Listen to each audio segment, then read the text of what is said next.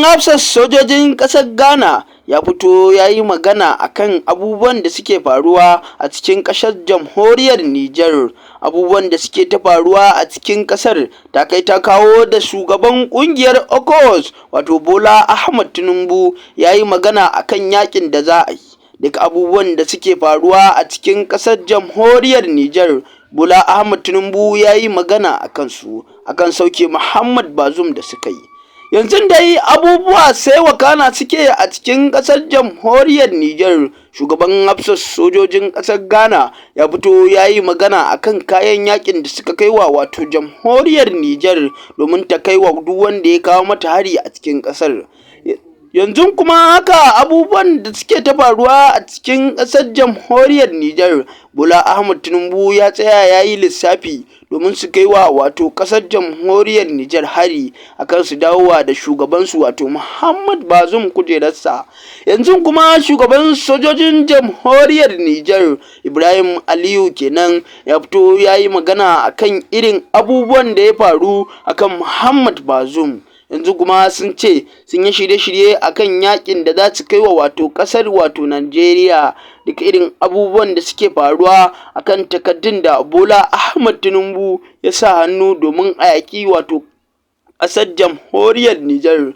Shugaban ƙasar Faransa shi ma dai haka ya fito ya yi magana akan irin cin mutuncin da ake wa wato ƙasar ta jamhuriyar Nijar, kuma ya faɗa da bakinsa ya ce in dai ƙasar jamhuriyar Nijar ce ta yi wa mutane kaɗan domin su ce za su kawo mata hari.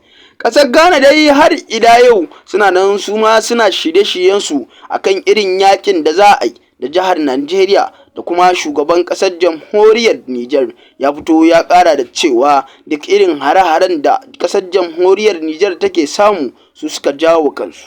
Yanzu kuwa Bola Ahmed Tinubu ya yi magana akan ƙungiyar akan su yi shirye-shirye don kaiwa wato ƙasar jamhuriyar Nijar hari. Yanzu kuma shugaban ƙasar Faransa ya ƙara da cewa su suke bawa ƙasar jamhuriyar Nijar umarni akan ta gudanar da aikinta bisa akan dalilai. Wani abu da yake shirin faruwa a cikin ƙasar jamhuriyar Nijar, abubuwan da dai suka wakana a cikin ƙasar, Bola Ahmed Tinubu ya gaya ya ce Muhammad Bazoum dai an sauke shi daga kan kujera ne bisa dalilai guda uku da aka ce yayi yana fitar da sirrin ƙasar jamhuriyar Nijar, kuma ya ce ƙasar Faransa ta daina mulkar ƙasar jamhuriyar Nijar a irin dalilan da yasa suka sauke Muhammad Bazoum daga kan kujera kenan. Shi yasa shugaban hafsat sojojin ƙasar Ghana ya fito yake faɗan dalilan da yasa za su sauke Muhammad Bazoum daga kan kujera akan irin abubuwan da suke faruwa cikin ƙasar dai jamhuriyar Nijar. Har yanzu mutane da yawa suna cewa za su kai mata hari akan wasu abubuwa da suke faruwa a cikin ƙasar jamhuriyar ta Nijar ɗin.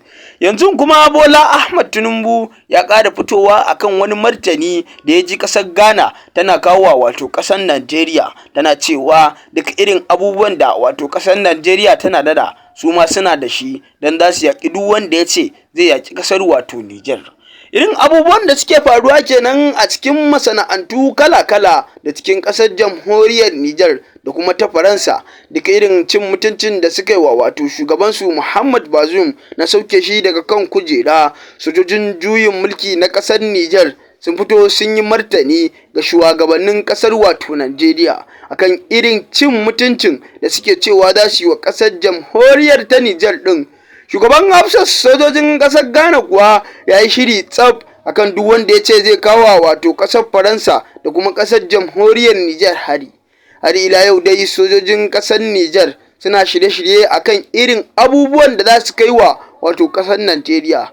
Sabuwar ƙungiyar da Bola Ahmed Tinubu ya kafa wato ƙungiyar ECOWAS mai bincike akan matsalolin jamhuriyar Nijar, yanzu kuma an ba ta umarni domin ta shirya sojojinta akan su je su yaƙi wato ƙasar ta jamhuriyar Nijar. Bola Ahmed Tinubu ya ƙara da cewa duk irin cin mutuncin da suka yi wa Muhammad Bazoum suna sane akan irin abubuwan da suke faruwa a cikin ƙasar ta jamhuriyar Nijar. Har ila yau dai masu sauraro, Bola Ahmed Tinubu ya ba da sa hannu akan irin cin mutuncin da suka yi wa Muhammad Bazoum, kuma ya ce duk abubuwan da za su yi sun komo da Muhammad Bazoum kujerarsa. Yanzu kuma muka samu wani labari mai ƙarfi daga cikin ƙasar jamhuriyar ta Nijar ɗin, duk da ila yau dai muna cikin ƙasar jamhuriyar Nijar, muna ganin irin abubuwan da suke wakana a cikin ƙasar ta jamhuriyar Nijar. Yanzu kuma sojojin ƙasar Faransa sun shigo da kayan yaƙi akan irin shirye-shiryen da wato ƙasar jamhuriyar Nijar take yi akan yaƙin da suka ji aka ce za a kawo musu. Sabuwar ƙungiyar da Bola Ahmed Tinubu ya kafa ya ce mata a kowane irin lokaci za ta iya shiga cikin ƙasar jamhuriyar Nijar. Kalu inna lillahi wa inna ilaihi raji'un. Mutane an fara shiga cikin halin masifa.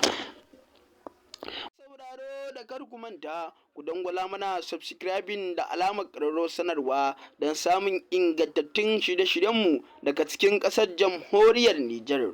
Amma don Allah don annabi ku dangwala mana subscribing da alamar ƙararrawar sanarwa don samun ingantattun labaranmu zafafa akan irin abubuwan da suke wakana a cikin ƙasar tamu ta jamhuriyar Nijar. Inna lillahi wa inna ilaihi raji'un.